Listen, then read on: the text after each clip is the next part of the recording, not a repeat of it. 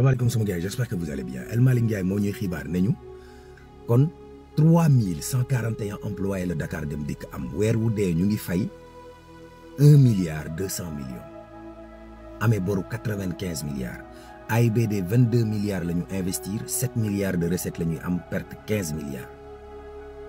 haute cour de justice dina am bu élection yi jeexee loolu la xibaar.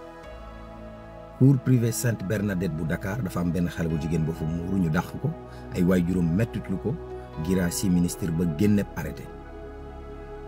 Sonko nee na 53 milliards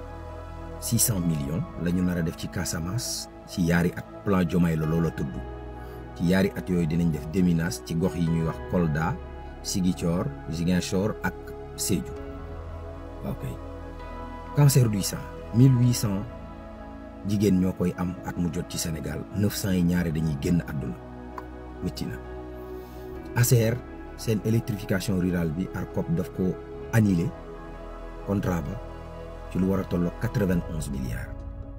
waaw ndaw soo doon jàppanteeg président Macky Sall ca avion ba ca Maroc Marième Faye Sall waxoon koy kaddu delluwaat na dëggal boppam daal ne ku dépassé sama jëkkër ma defante kook yow te li ma ko wax démb moom laa koy wax tey Yacine Fall ne nañu wàcc ndaw si ci diplomatie Abdou Mbow daal ne ab Pastef noonu lañ mën a mel dañuy def apologie saaga Ayib Daffé daal ne Ousmane Sonko nit mënu koo tere bokk ci élection yi dafa éligible waaw Macky Sall mi war a ñëw ci réew mi nag boo sàgganut moo tax Amadou Ba ay nitam di bàbbeeku di génn ca moom Aliou Sall moom dañu xamul ndax day fekk ji Macky wala day des ci Amadou